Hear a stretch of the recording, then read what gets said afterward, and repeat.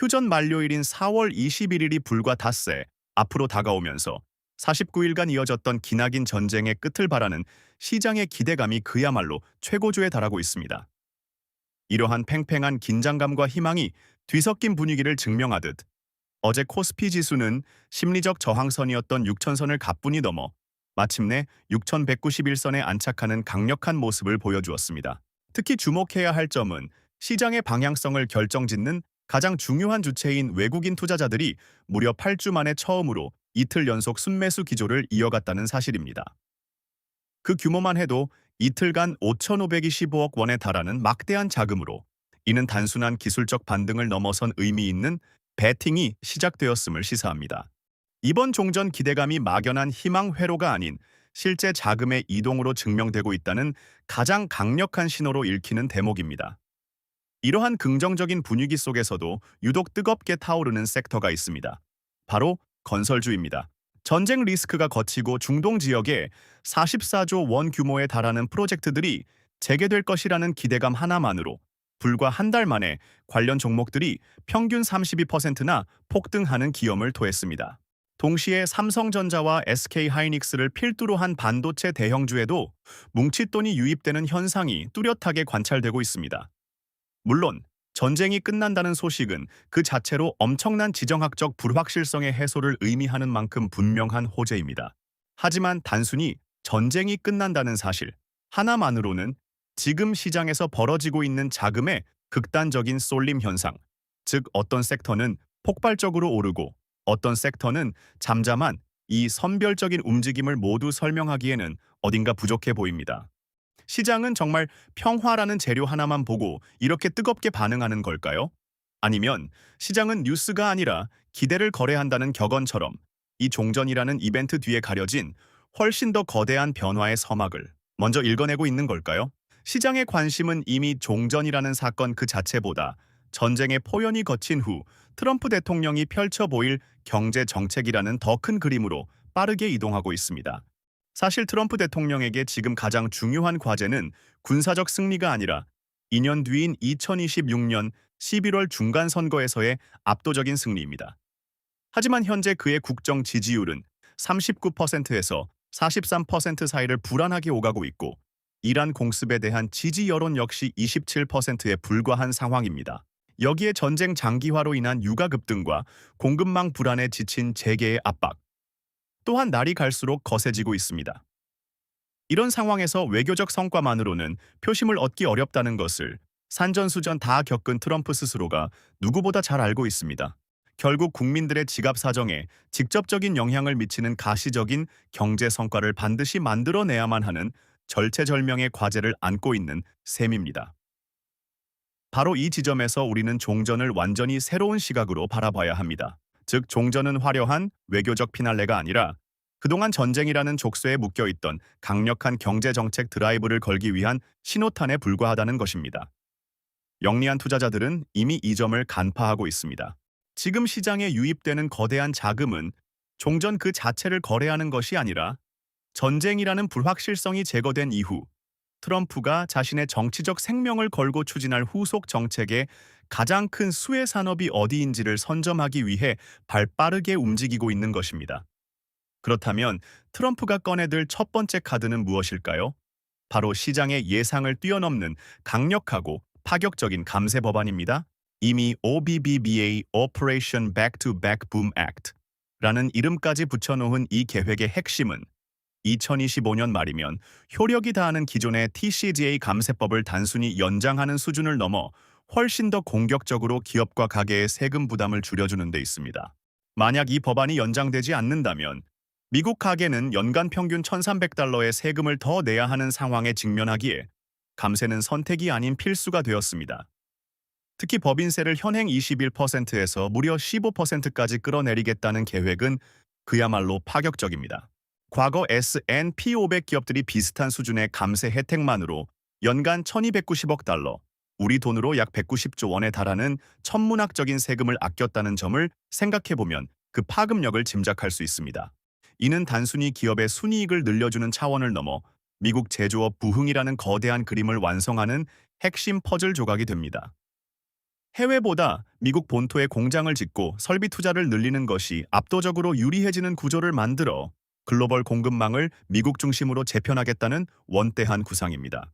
동시에 애플, 마이크로소프트와 같은 기술 기업들에게는 막대한 자사주 매입과 배당은 물론 차세대 기술 개발에 쏟아부을 막대한 실탄을 쥐어주는 것과 같습니다. 이처럼 세금을 대대적으로 깎아주면 기업들의 투자와 소비 여력은 확실히 늘어날 겁니다. 하지만 기업 활동의 또 다른 핵심 축인 에너지 비용 문제가 해결되지 않으면 감세 효과는 반감될 수밖에 없겠죠. 이번 전쟁을 계기로 트럼프는 에너지 문제에 대해 어떤 해법을 준비하고 있을까요?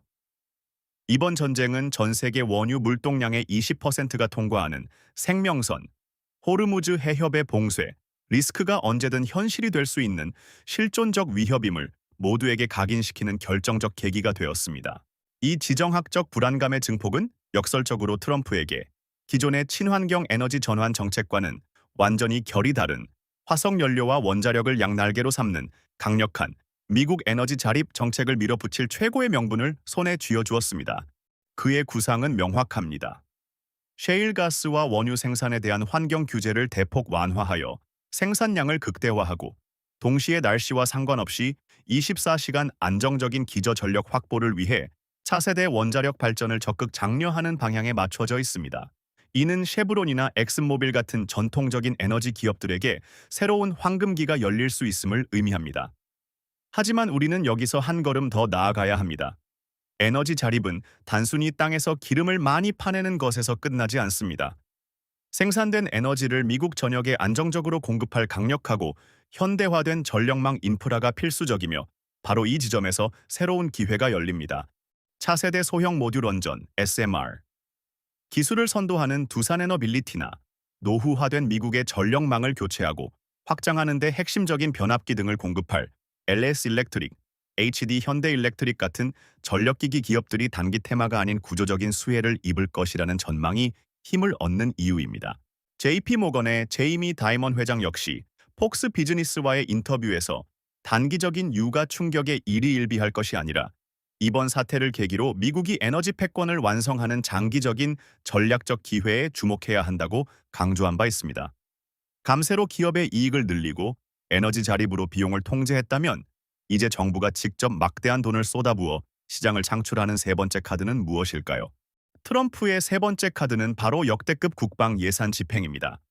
이번 전쟁은 세계 최강이라던 미국의 군수 산업이 생각보다 심각한 생산 능력 부족에 시달리고 있으며 핵심 무기 재고가 예상보다 훨씬 빠르게 소진될 수 있다는 충격적인 현실을 고스란히 노출시켰습니다. 이 뼈아픈 현실은 종전 이후에도 안보 불안을 명분으로 국방 예산을 폭발적으로 늘리는 가장 강력하고도 반박하기 어려운 근거가 되고 있습니다. 실제로 백악관과 의회는 2027 회계연도 국방 예산을 전년 대비 무려 44%나 증액된 1조 5천억 달러로 책정하려는 움직임을 보이고 있습니다.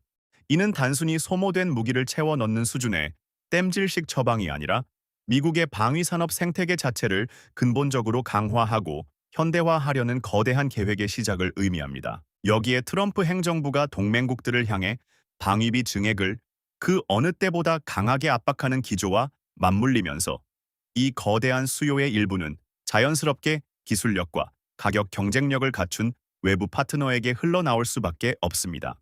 바로 이 지점에서 이미 100조 원이 넘는 수주 잔고를 쌓아 올린 하나에어로스페이스 같은 우리 K방산 기업들에게는 단기적인 테마를 넘어선 구조적인 성장 기회가 열리는 것입니다. 하지만 이렇게 장밋빛 전망만 가득할까요? 우리가 반드시 짚고 넘어가야 할 치명적인 리스크는 없을까요? 물론 지금까지 우리가 논의한 모든 장밋빛 전망은 전쟁이 성공적으로 마무리된다는 하나의 거대한 가정 위에 세워져 있습니다. 여기서 우리는 첫 번째 핵심 리스크와 마주하게 됩니다. 불과 닷새 뒤인 4월 21일, 현재의 임시 휴전 협정이 만료됩니다. 만약 사우디아라비아가 전쟁 지속을 원한다는 일부 보도처럼 막판 변수가 발생해 협상이 최종 결렬된다면 우리가 논의했던 모든 긍정적 시나리오는 한순간에 물거품이 될 수 있습니다. 일부 전문가들은 협상 결렬 시 국제 유가가 배럴당 174달러를 넘어 폭등할 수 있다고 경고하는데 이는 걷잡을 수 없는 글로벌 인플레이션을 촉발시켜 세계 경제를 깊은 침체의 늪으로 밀어넣는 최악의 뇌관이 될 수 있습니다. 설령 종전이라는 첫 번째 고비를 무사히 넘긴다 하더라도 두 번째 리스크는 역설적이게도 트럼프 경제 정책의 핵심인 대규모 감세 그 자체에서 비롯됩니다. 헤리티지 재단은 트럼프의 감세안이 향후 10년간 4조 5천억 달러의 세수 감소를 유발할 수 있다고 분석합니다. 파격적인 감세는 필연적으로 정부의 재정 적자를 심화시키고 이를 메우기 위해 더 많은 국채를 발행해야만 합니다. 이는 국채 금리의 급등을 유발해 굳이 위험을 감수하며 주식시장에 머물 이유를 없애버리는 심각한 부작용을 낳을 수 있습니다. 마지막으로 우리는 시야를 넓혀 글로벌 경기 둔화의 짙은 그림자를 직시해야 합니다. 최근 IMF는 세계 경제 성장률 전망치를 3.1%로 하향 조정하면서도 물가 전망은 4.4%로 올리며 스태그플레이션의 가능성을 공식적으로 경고했습니다. 아무리 미국이 홀로 성장하려 해도 전 세계적인 수요 감소와 금융 불안이라는 외부 충격에서 완전히 자유로울 수는 없기 때문입니다. 결국 우리가 이 복잡하게 얽힌 판을 꿰뚫어 보기 위해 집중해야 할 지점은 명확해집니다. 핵심은 종전이라는 단 하나의 이벤트에 모든 것을 걸어서는 안 된다는 사실입니다. 우리가 지금까지 살펴본 트럼프의 대규모 감세 에너지 자립, 국방비 증액이라는 3대 카드는 전쟁 때문에 갑자기 튀어나온 임기응변식 정책이 아닙니다. 이것들은 전쟁 이전부터 그의 경제 철학 깊숙이 자리 잡고 있던 거대한 계획이었습니다. 종전은 이 계획들의 실행 속도를 높여주고 국민적 동의를 얻게 해주는 강력한 계기이자 가속 페달일 뿐 그 자체가 목적이 아니라는 결론에 도달하게 됩니다. 따라서 현명한 투자자라면 단기적인 종전 뉴스에 급등락하는 테마주에서 한 걸음 물러나 종전 이후 본격적으로 펼쳐질 거대한 구조적 변화의 흐름에 올라탈 준비를 해야 합니다. 그 흐름이란 바로 미국의 제조업 부활을 이끌 감세 수혜주, 유가 및 금리 안정화에 힘입은 기술주의 제도약, 그리고 에너지 패권을 향한 인프라 투자라는 장기적인 수혜 산업을 의미합니다. 그렇다면 이 거대한 변화의 시작을 알리는 가장 구체적이고 신뢰할 수 있는 신호는 무엇일까요? 바로 외국인 투자자들의 움직임입니다. 단 하루의 순매수가 아닌 외국인이 코스피 시장에서 최소 3일에서 5일 연속으로 의미 있는 규모의 순매수를 기록하는지 바로 그 지점을 우리는 놓치지 말고 주시해야 합니다. 그들의 돈의 흐름이야말로 새로운 게임의 시작을 알리는 가장 확실한 총성이 될 것이기 때문입니다.